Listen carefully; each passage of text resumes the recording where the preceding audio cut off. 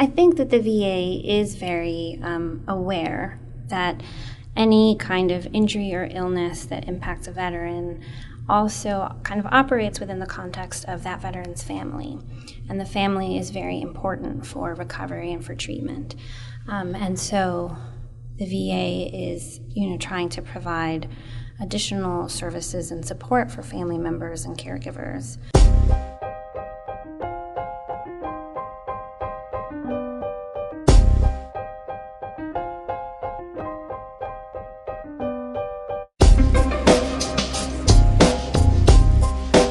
Hello, and welcome to the TBI Family, a podcast for caregivers of service members and veterans who've experienced traumatic brain injuries. This program is produced by the Defense and Veterans Brain Injury Center, otherwise known as DVBIC, and I'm your host, Dr. Scott Livingston. In this final episode of this season of the podcast, we'll talk to caregivers about the podcast itself, whether they think podcasts are the best way to reach TBI caregivers, and what more they'd like to hear about in possible future episodes. But first, a recent study looked at relationships in TBIs and came up with some data about which families are most likely to be destabilized by the injury. Dr. Lillian Stevens is a research psychologist at the Hunter Holmes McGuire Veterans Affairs Medical Center in Richmond, Virginia. She's also the site principal investigator and database manager of the VA's Polytrauma Rehabilitation Center TBI Model System Study. The TBI Model System Study is a study conducted at the VA's 5 polytrauma sites, where veterans who sustained a traumatic brain injury are tracked over time in order to get the big picture about traumatic brain injury outcomes. So what we do is when folks come to one of our 5 hospitals, which have been designated as polytrauma rehabilitation centers, when they come to our hospital, if they're interested, then they will consent to be a part of the study. And at that point, we try to gather as much information as we can about their brain injury, very specific medical details, and then also try to understand where the individuals were in their life, in their understand where people were in their life at the time of injury. So, were they working? What was their relationship status, any kind of medical history or mental health history, legal history, we try to get a big picture. And then we follow folks for a long time. So we try to follow up with people at 1 year post-injury, 2 years post-injury, 5, 10, 15, 20 years post-injury. And again, at those time points, we're trying to get a really big picture about a wide variety of outcomes. So physical functioning, emotional functioning, employment, community participation, and a lot of other kinds of factors. Again, medical history or changes in medical history or changes in mental health history, so that we can monitor and understand how folks recover after their brain injury. Dr. Stevens and her fellow researchers looked at relationship statuses of a group of veterans who'd sustained TBI. She spoke with TBI Family producer Terry Welch and told him that while most relationships aren't negatively affected by TBI, those that are generally share some common characteristics. Tell me a little bit first about the paper itself. What were you talking about? What were you interested in? So we were interested in looking at relationship stability after a traumatic brain injury. So we focused on those first 2 years after an injury and tried to see whether during those 2 years folks changed their relationship status. So if they were married at the time of injury, did they stay married at that 2-year mark, or did they have a change in their relationship? And then also folks who were not married, who were maybe single or divorced or separated at the time of injury, did they also have a change over those 2 years? This is part of a larger series of studies, correct? Yes. So this is definitely, we consider this a first step in looking at relationships and the impact of traumatic brain injury on caregivers and families.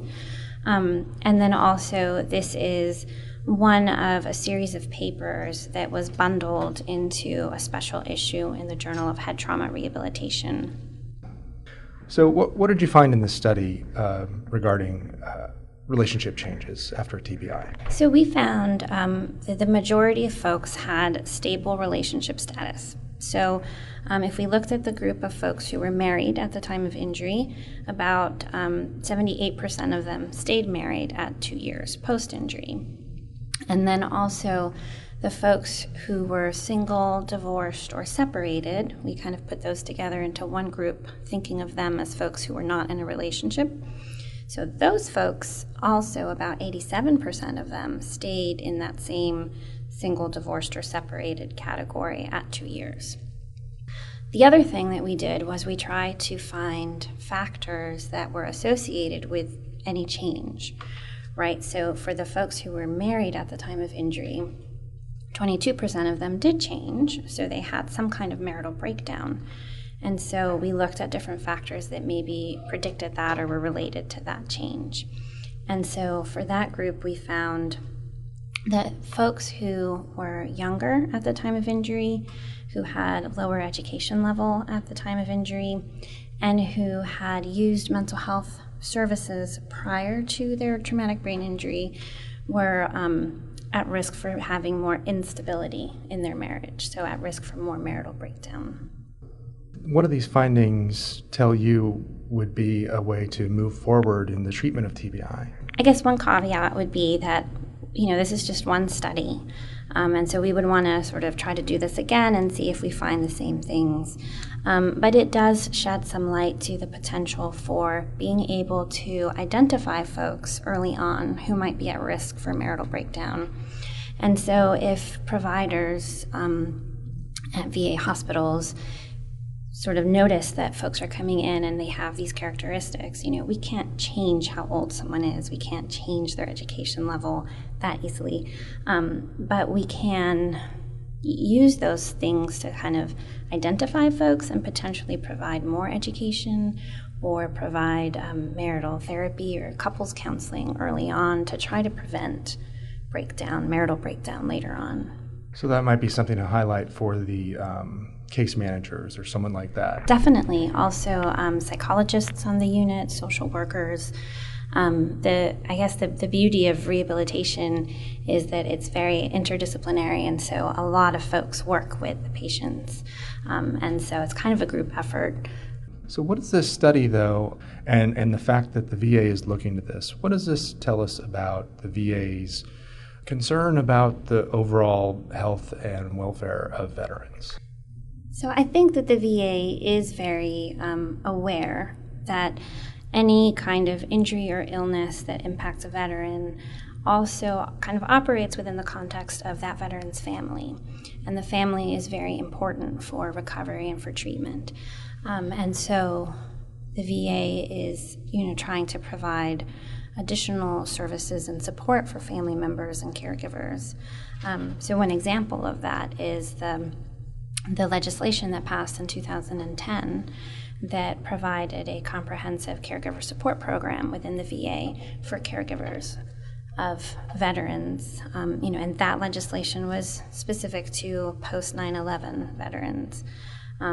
But that opened up a wide range of services and financial benefits for caregivers. I know that this is part of a larger series of studies, so what other things are you looking at down the road, and is there still room for other people to take part in these studies? So definitely, within the area of looking at family members and caregivers and relationship stability, there are a lot of other analyses or studies that we can do with our data to try to better understand these findings. We were not able to look at things like the quality of the marriage or how long people had been married or whether the folks who were married had children. There are a lot of other factors that can lead to marital breakdown. And then also, one of the unique things about this study that we did was a lot of the literature has focused on that group of folks who have been married at the time of injury. And so we were able to also explore that other group, the single, divorced, or separated at time of injury. And we did find that there was only one factor that was associated with getting married at that 2-year mark or being married by the 2-year post-injury mark. And that was that folks who were injured during a deployment compared to injured stateside were more likely to be married at that 2-year mark. That was a very interesting finding. There's not a lot of literature that we can go to explain that. Not a lot of people have looked at that. So we did a lot of speculation. But there may be two things that we thought might be related to that. So one is that it's possible that potential partners of someone with a brain injury might view having been injured during a deployment a little bit differently, and that may contribute to some sort of attitude or perception about recovery or what that injury might mean.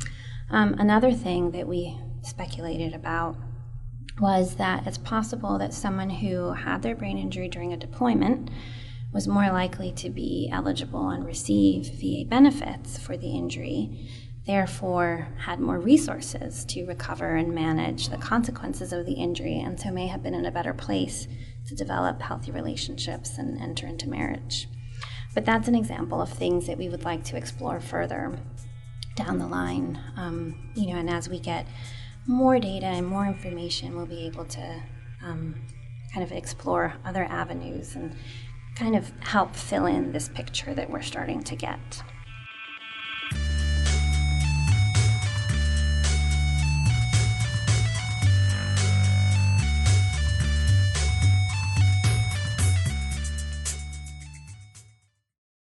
This is the 10th and final podcast of this TBI Family season.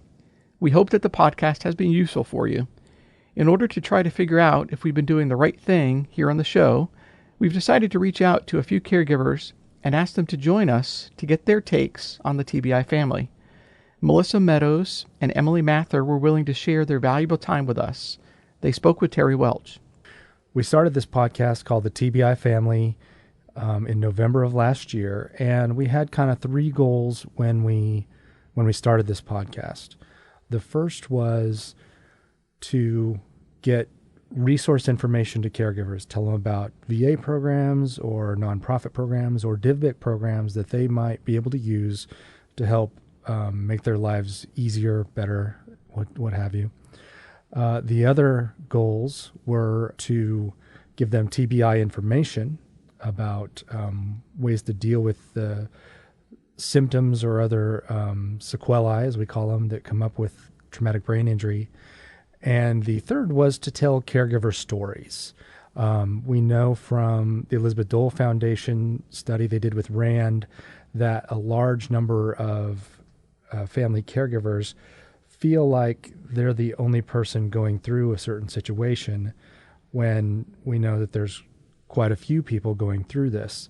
So we felt like a podcast would be the best way to reach people because it was on demand. So you could listen to it on your own time, at your own speed, and we know you're busy. So Emily, do you think that what we've done with the podcast, whether you've listened to it or not, do you think a podcast is a good method to get information out to caregivers? I think that it's a really good method to get information out to caregivers because a lot of caregivers are very busy and they don't have the time necessarily to dedicate to listen at a certain time frame. They want to be able to do it at their own convenience. And Melissa, do you agree? Do you have some comments about that? I absolutely agree. Caregivers are very busy, and having a moment to ourselves tends to be a little bit rare. So having the ability to even just listen to something piecemeal to get the information, even if it's 2 o'clock in the morning, that makes it doable. You just have to get the information out there. So some of the topics we've covered over the course of this first season that we're finishing up now, we're talking about it now, we've covered everything from a study on caregivers that we run, so we're trying to get people to join that study. We've talked about the respite program for the VA. Our most recent one dealt with the VA stipend program that has been, at least the revocations have been put on hold briefly. Do you think those are the sorts of topics that you as caregivers would like to hear more of, or are there specific topics that you think, especially not just you, but the other folks that you talk to about this, are there specific topics that you would like to hear more of from us? So, Melissa, I'll let you start on this one if you don't mind. The topics that you listed are key, obviously, especially with the caregiver stipend being so up and down in the news right now. So there's a lot of concern with that. But just the knowledge, a lot of caregivers don't even know that the caregiver stipend is even an option or that they should even apply for it. They don't think that they would qualify. So having that information out there about the caregiver stipend, how to apply for it, who would qualify for it, what it entails, all of those things are extremely important. They're probably individual podcasts at that. And as for the respite care, I've been a VA caregiver now for a year and a half, and I just heard about the respite program a couple months ago. So having a podcast on that is obviously also, in my opinion, essential. How to apply, qualify, what it entails, and that type of information. But also podcasts on self-care, just micro self-care even, or different places to find support, or different ways to get involved with other caregivers. Those are things that have really helped me as a caregiver survive, knowing where to find information and how to connect with others. Because honestly, until I met other brain injury caregivers, I thought I was the only one, just like you said, who was going through my particular type of situation. And I knew there was others out there, worse. I mean, you see them on the news, but I never met anybody. So I actually I was on a retreat with other brain injury caregivers, and it was wonderful to find out that there were others going through, if not the exact same thing, but similar situations and stories. And, granted, some are a lot worse and someone is bad, but we had a common meeting ground, and it is so important to have a way to connect with other caregivers who can identify with what you're doing. And a podcast may be the only way that some caregivers have the opportunity to do so. So thank you for that. So how about you, Emily? Do you have topics off the top of your head that you think you'd like to hear us cover? And do you think from what you've heard, we have a good mix of the type of things that we're covering so far? I do agree with Melissa. It's very important to educate on the caregiver program. There's a lot of information that people don't know. So I do really think that education piece is important, but it's also important to teach them that they're not defined by the VA caregiver program. Teaching them that that there's more to them as a caregiver than just that they don't have to be listed on a piece of paper that says that they are the caregiver. But self-care is a really big one. A lot of people don't know how to do self-care for themselves, and they don't know how to manage their time to be able to do self-care. I mean, and it could be as simple as just going out for a walk or something relaxing, and they don't really realize that is considered self-care, or how to figure that into their schedule. And I definitely do think that educating them on programs and retreats that are geared towards brain injury families are really important, because, for one, there's not a whole lot of them, and two, those kind of things are totally different. It's totally different atmosphere than just regular retreats and get-togethers with wounded veterans. Not that they're all equally important, but it's just a whole different dynamic when you're dealing with brain injuries. It's interesting that you say there's actually not many, because at least according to the RAND study, that estimated there were something like 5.2 million military caregivers. And then of that number, 30% of those folks were dealing with the results of a sustained traumatic brain injury. So that's up near like 1.6 million folks who, among other things, obviously, are dealing with the symptoms and sequelae of a traumatic brain injury. So that tells us that with the numbers that we've had listening to the podcast, which it's about somewhere between 700 an episode and 150 an episode, that there's a lot of people we aren't reaching. So what are the recommendations that you would have? And I'll start with you, Emily. What are the recommendations that you would have to let more caregivers know about this podcast, and so we could help them out and get them more information? I think that one of our greatest assets is the social media, to be able to promote these programs. They make flyers, images that you can share. I think that those are probably our best line of defense to be able to bring more people to the table. There's a lot of organizations, like I have a page on Facebook. I don't always keep up with it real well because being a caregiver, I'm pretty busy myself, but it's called Celebrating Heroes. And it's the information and referral site to be able to share with the military community. So it's not just for military families or veterans or spouses. It's for anybody that wants to gather that information, because you never know if they have a friend or a family member that is in that situation that is not connected to anyone or anything. And maybe they're the only one that's providing them with information that could, help them get resources.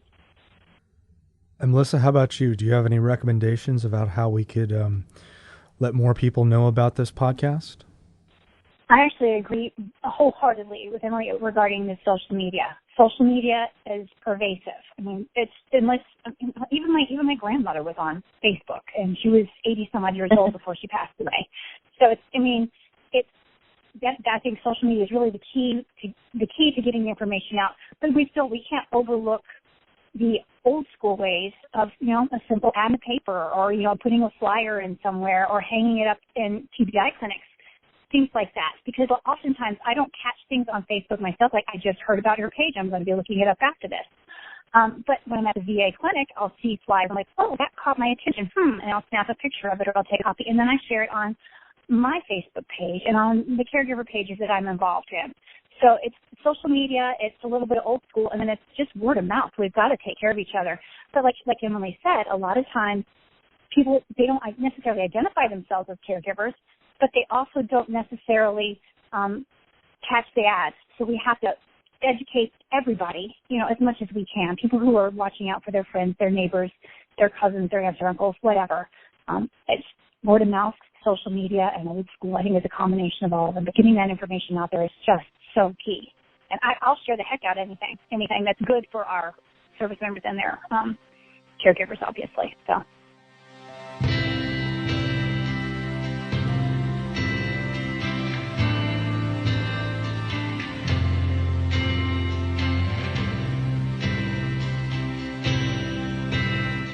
One thing Emily and Melissa made clear in their discussion was that many people still aren't sure how to listen to podcasts. If you're a listener to this podcast and a member of a caregiver social media or support group, we'd really appreciate it if you could ask your fellow group members if they've heard about the TBI family and if they know how to listen and subscribe to podcasts. If you haven't subscribed yourself, please do. You can review the podcast on your podcast app, which also helps others find the show, or you can send us an email at info@divbic.org. That's info@dvbic.org. As always, you can also send us questions about the podcast or about DivBic products or programs.